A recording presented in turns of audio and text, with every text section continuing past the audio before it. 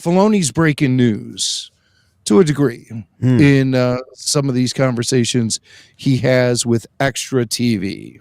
So they cornered Dave. There was a big Skeleton Crew launch premiere event that happened at Disneyland this past Monday. And everyone was there. Cast, crew, Favs was there. And if Favreau is there, Filoni is there too. Just look for the cowboy hat. And that's what Extra TV was doing. So they pulled Dave over and asked him some pretty straightforward questions, and he gave some straightforward answers too. But the interesting thing is we know that Dave is attached to this, as is Favreau, as executive producers. But how much do you think Filoni actually had to do with this show? Well, I think in this first clip, we get kind of some ideas about Dave's participation in this show, or maybe lack thereof, when they ask him what the biggest challenge was to bring Skeleton Crew to the screen.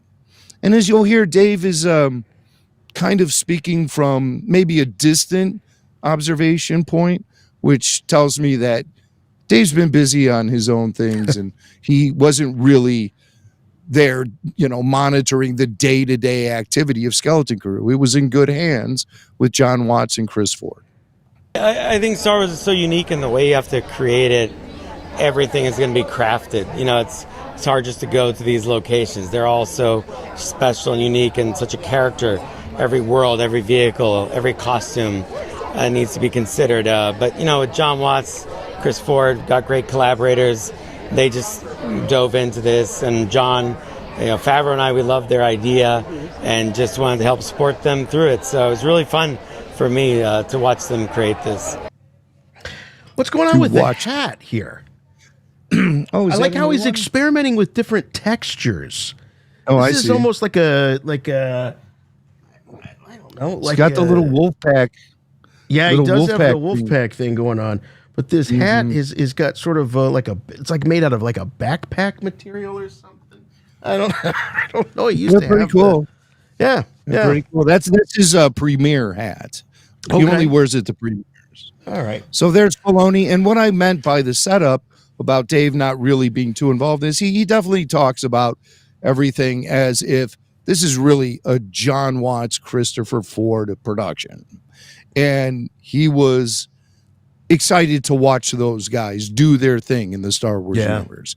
They didn't require too much hand holding from guys like Filoni. These guys were in there, they knew what they were doing, and they got the job done. So there's Dave with just, just a flock of PR people. I'll never forget I just don't understand why they do these media things, and they make beautiful backdrops and stuff, and the talent talks to the people being interviewed. They're on camera, and the publicists are all standing behind, yapping at the top of their lungs, getting in all the shots, standing in front of the backdrops. Why do they do that? Wait, did you see the kid mugging behind Filoni in that clip? I did. That kid, he plays Neil, the elephant. Oh, that's why the face was a mystery to me. Yeah. But he's very present in all of the junkets and interviews and stuff.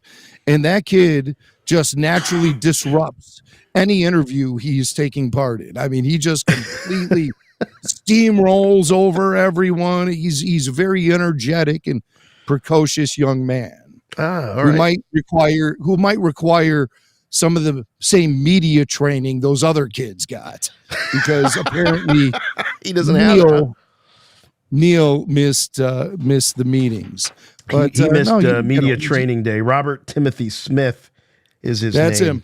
Yeah. Oh yeah. Like I said, he's rambunctious almost in some of these junkets I was watching and other media appearances they make. The kid, you don't see his face on screen, so he's going for it. Right. In these media.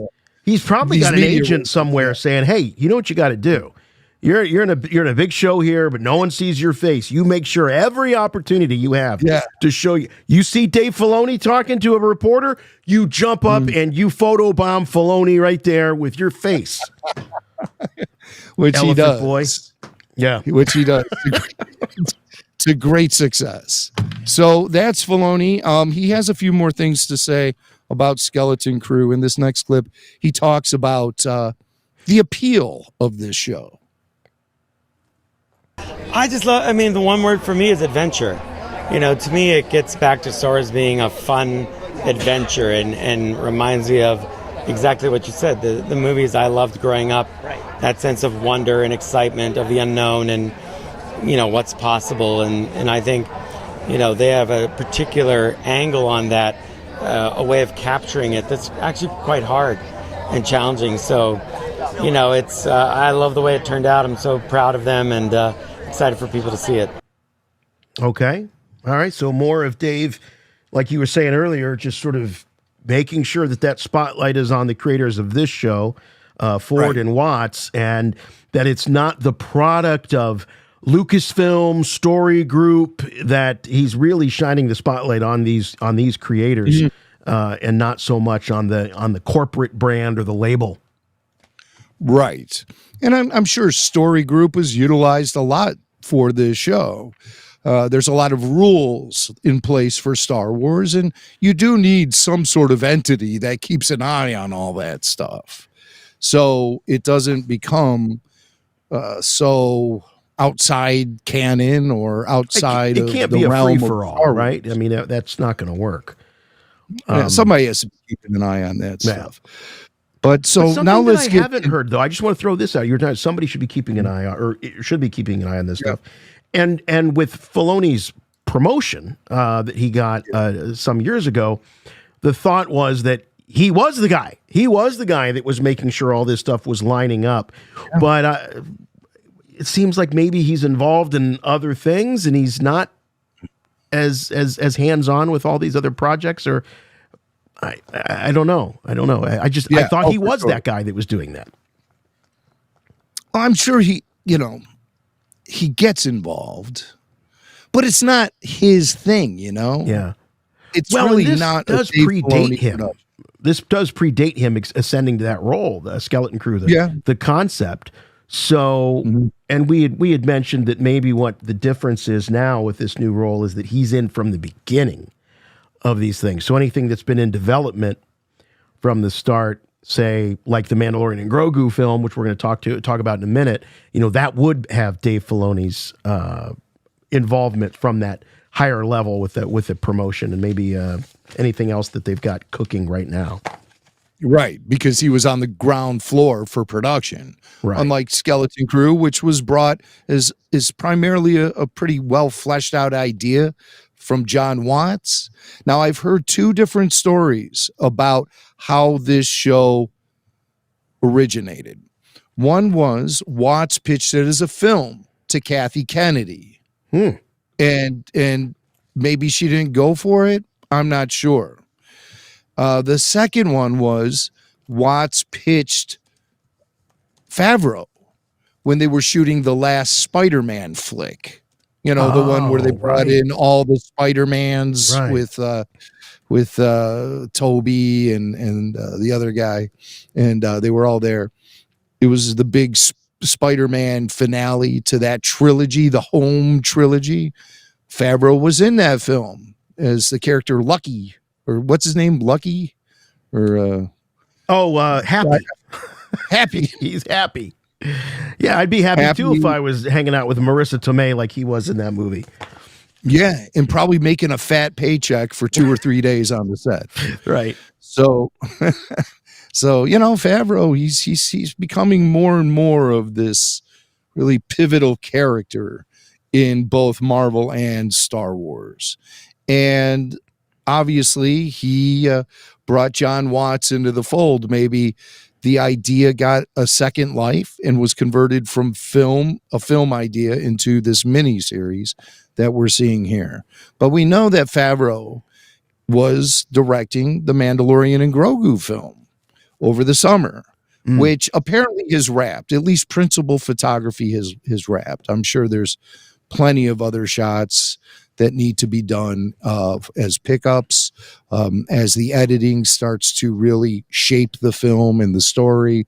Though they might find some empty spots, that's to be expected. But for the most part, the principal photography has wrapped. And Filoni is a producer on that film as well. You know, it's the Favreau-Filoni 1-2 punch, the dynamic duo of Star Wars. The Favloni. And yeah, the Favloni. I like that. So the Extra TV asked Filoni at the Skeleton Crew premiere event if he can give any updates on the Mandalorian and Grogu film. Nothing, of course. But, you know, I'm very excited about it as well. You know, John and I had a great time working on that, as we always do. It was great seeing Grogu. You know, he's become such a star.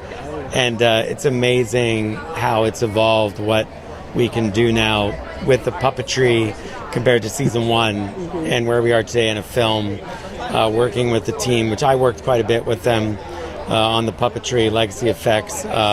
It's just a fantastic job, and what a wonderful little creation Grogu is. Oh, boy. No one is as skilled. This guy needs to run for office. Because Filoni can answer, he can give the non-answer answer better than anybody, and we've been talking to him since the very earliest days of the Clone Wars. Yeah, he's good at that, and you know, he'll also be honest. Like, they ask him the question, he's like, "Yeah, of course, no, I'm not gonna. I can't say anything about that." Right, and then he deflects and starts talking about how amazing Grogu is. You know, yeah. But he did say that they've made some significant advancements in the puppetry and things like that. So we might be seeing a more animated Grogu, which is something to look forward to. I hope they don't do full CG, you know, go like they did with Yoda. You know, well, he said puppetry. He did say puppetry. He did say puppetry. But, and we will take Filoni for his word. He's not one of those guys who will flat out lie. No, like his superior, Kathy Kennedy, who has no problem with bold-faced lies. She has no problem with that. Filoni's a little more cagey.